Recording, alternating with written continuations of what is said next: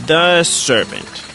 Growing up as a kid afraid of drops on coasters, this was one of my favorite coasters as a kid, clearly taking the spot as my favorite kiddie coaster. But is it even really a kiddie coaster? And what are my thoughts and memories of this now defunct coaster? Find out in this review of the Serpent from Six Flags Astroworld. Serpent opened as the first roller coaster at Astroworld in 1969, the same year when Six Flags added two other Aero mini mine trains to over Texas and Six Flags over Georgia. Though at the time, Six Flags still had not purchased the operating rights to Astroworld, and Astroworld was an independent park. Mini mine train models focused on duplicating the popular Aero mine train, but for a smaller family audience. And the comparison can be clearly seen at Six Flags Over Texas as the two coasters still sit side by side.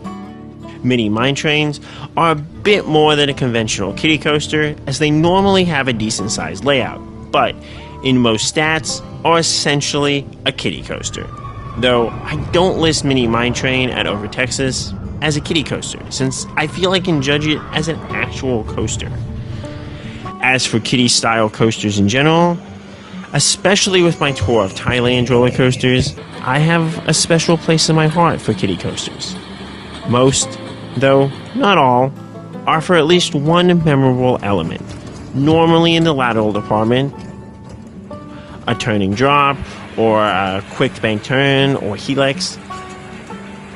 Speedy Mouse, a Caveza Diego Super Nessie kiddie-like coaster, is even my favorite roller coaster in all of Thailand. Does that mean Serpent was a kiddie coaster, though? I don't know.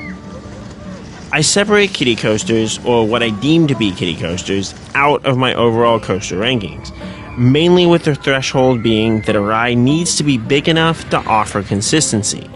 My kiddie coaster rankings are very subject to change due to re-rides, as elements and features seem to be hit or miss on kiddie coasters.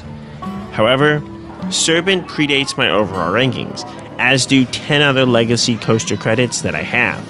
And even the still active coasters like Kennywood's Jackrabbit, I cannot accurately rank in my overall rankings based off my ride experience as a kid. For reference, Jackrabbit would be my least favorite coaster, given how much I just hated that ride as a kid. All that's to say, my heart said while riding it that this was the best kiddie coaster. So I'll stick with that, even if my current self would likely rank this coaster as an actual coaster. Serpent started with a slow wind out of the station that had riders take a 180-degree turn before then making a right turn to go up the lift hill. As a kiddie coaster, I remember enjoying the lulls in this ride, as it increased the ride time without being too scary. The short lift hill seems pretty long when going back and watching the POVs, but again, it did help make this feel like more of an actual coaster. Then, the coaster went into its snake-like form and winded down the hill with various small drops. None of these drops gave me any type of drop feeling, something that I was super sensitive to at the time. I rode this at a time when both Bugs Bunny Whitewater Rapids and Roadrunner Express at Six Flags Fiesta Texas were too scary for my tastes. Examining these old POVs, they look to give decent bumps out of one seat, especially more towards the back of the train, and would offer an enjoyable, though not scary, element on a kiddie coaster. As you carve through the various trees, being able to go into a trench directly under the lift hill is also just a really nice touch at making you feel like you're going through a special element. The turns likely offer decent laterals, though the speed of this coaster is much slower than would be ideal for the small dips and turns the layout has to offer. After completing the course once, in true kiddie coaster fashion, Serpent did do a second lap, which maybe is why I characterized it as a kiddie coaster.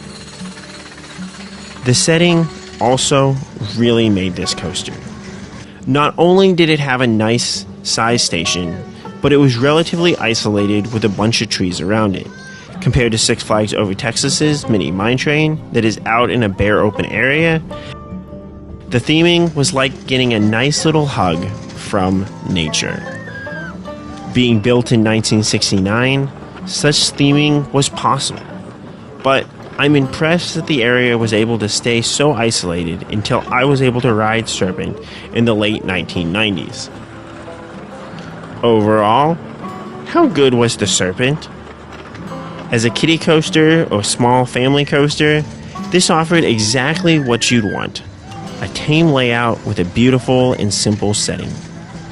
Even as coasters become more well-themed today, having a coaster of this style and layout with some character theming along its course would work well for any park. Although the coaster elements weren't anything terrific, the Aero Mini Mine Train plays well with a single lap bar, so one would be able to enjoy even the few coaster elements that did exist on the Serpent. As I rode bigger and better coasters, I clearly favored both Mayan Mindbender and XLR8 at Six Flags Astroworld over the Serpent, as both rested in a tie for my favorite overall coaster for a few years. Serpent did beat out other kiddie coasters that I'd ridden, such as Fiesta Texas's Streamliner coaster, as the Serpent setting just worked its magic for me. How much did you enjoy Astroworld Serpent? What was your favorite kiddie coaster growing up? What is some of the best theming you've experienced on a roller coaster? Let me know, and as always, Cup Kun Crap.